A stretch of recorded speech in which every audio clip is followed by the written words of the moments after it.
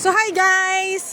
Gandang umaga, gandang hapon, gandang gabi kung saan man kayo. Ayan si Isel oh. Plano niya pang bumaba. Ayan. So ayan yung yung panahon dito sa amin, makulimlim. So maghapon, kagabi magdamag ang ulan, tapos ngayon kanina lang huminto yung ulan. Pero still makulimlim.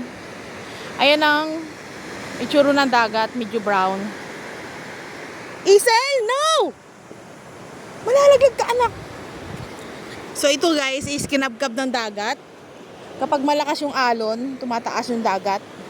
Kinakabkab niya yung lupa. So ayan guys. Maganda dito.